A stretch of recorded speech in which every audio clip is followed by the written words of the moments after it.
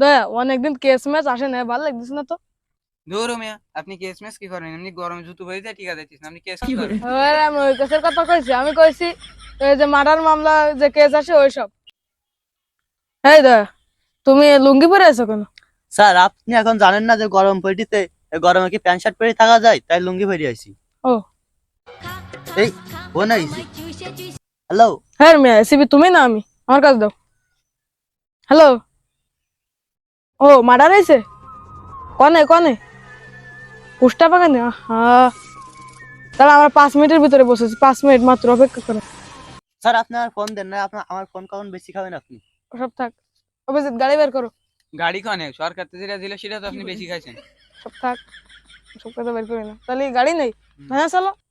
টাকা কই আপনার কাছে? আস। তাহলে এটি চলো। অভিজিৎ আর কত দূরে?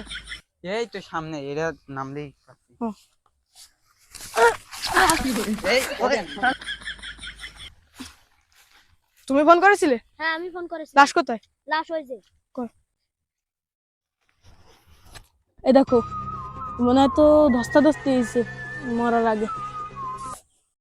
অভিজিৎ দেখো তো লাশের পকেটে টাকা পয়সা আছে কিনা। স্যার, আপনি কোনো সময় ধান্দা ছাড়লেন না। ধান্দা বান্দা বাদ দাও, আমি একটা শায়রি করছি শোনো। শীতকালে মানুষ খায় গরম, আর গরমকালে খায় ঠান্ডা। সিআইডির চাকরি করি বা না করি, করতে হইব ধান্দা। তুমি লাশটা দেখেছো তাই না? হ্যাঁ। তুমি লাশের কি হও? কিছু না। তা তুমি কিভাবে দেখলে? শোনেন স্যারটানি, অনেক বাথরুম তো চাইছে, তা গরমে বাড়ি বাথরুমে বসা যাচ্ছে না, দে যাই পুষ্টা বাগানে যাই করি আসি। এ ওইন বসে যাই।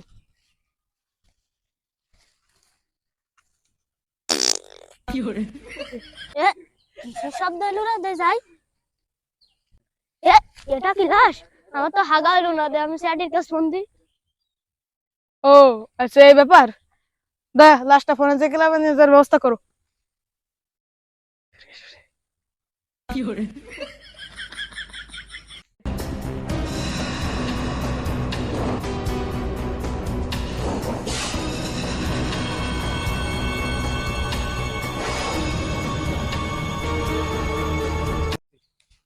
শালুকে, কি ব্যাপার, কোনো কিছু পাইলে?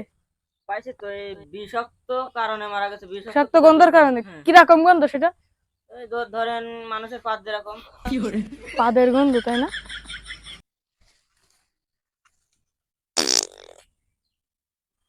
ও, ওই ছেলেটা হ্যাঁ স্যার, হ্যাঁ হ্যাঁ, ওই সে ছেলেটা ছেলে। মানে স্যার। তাড়াতাড়ি এসো, তাড়াতাড়ি এসো। ছেলেটা তো এখানে ছিল, ছেলেটা কই? স্যার বলেন স্যার। ওই যে ছেলেটা, ওই যে। স্যার, আমি জানি না স্যার। এই যাই না যাই না যাই না। ও ও পাদের গন্ধে মানুষ মরে গেছে, তাহলে তুমিও মরে যেতে পারো। আসো আসো, স্যার, ওই মানলে হবে স্যার? তাহলে যাও। না এই, কেলো কেলো স্যার? তোমার পাদের গন্ধ এত বিষাক্ত যে তোমার পাদের গন্ধে একটা মানুষ মরে গেছে, তোমার তো ফাঁসিই হবে।